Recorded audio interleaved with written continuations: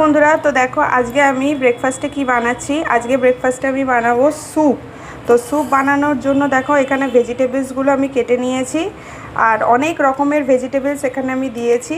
আর soup সব রকম vegetables দিয়ে ভালো লাগে। তো দেখো এখানে আমি দেখতে পাচ্ছ কি না জানি না, আমি ঝুড়ির মধ্যে কেটেছি গাজর, বিট, তারপরে আলু দিয়েছি, কুমড়ো দিয়েছি, আচ্ছা এখানে টমেটো দিয়েছি, পেঁয়াজ, এই যে পেঁয়াজ দিয়েছি একটা, আর সুইট কর্ন ঘরে ছিল আনিয়েছি, সুইট কর্ন দিয়েছি, একটু পালং শাক দিয়েছি, আর একটু স্প্রিং অনিয়ন দিয়েছি, সব মিলিয়ে করব। আর তার সঙ্গে একটু মুসুরির ডাল দেব।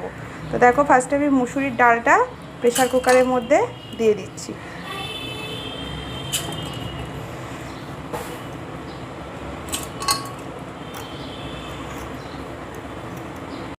আচ্ছা দেখো এখানে আমি ডালটা দিয়ে দিচ্ছি। আচ্ছা এখানে আমার রান্নাঘরে কিন্তু লাইট জ্বলছে, কারণ বাইরে রোদ নেই। এই যে আমার জ্বালা দিয়ে দেখতেই পাচ্ছ, বাইরে কিন্তু খুব একটা রোদ নেই, তো অন্ধকার হচ্ছে বলে আমি লাইটটা জ্বালিয়েছি বলে এরকম দেখতে লাগছে।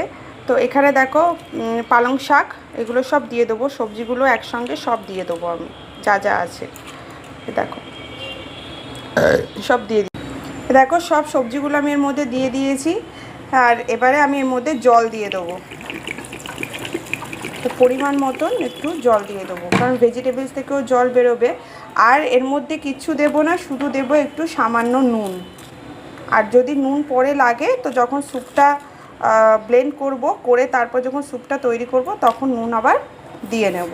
তো এবার আমি প্রেসার কুকারের ঢাকনাটা লাগিয়ে আমি এটাকে মানে রান্না করে নেব, সেদ্ধ করে নেব। দেখো বন্ধুরা, গ্যাস জ্বালিয়ে নিয়েছি, এবার আমি প্রেসার কুকারটা বসিয়ে দিলাম। আর এটা আমি ভালো করে সেদ্ধ হয়ে গেলে তারপরে নামিয়ে তারপর তোমাদেরকে দেখাবো।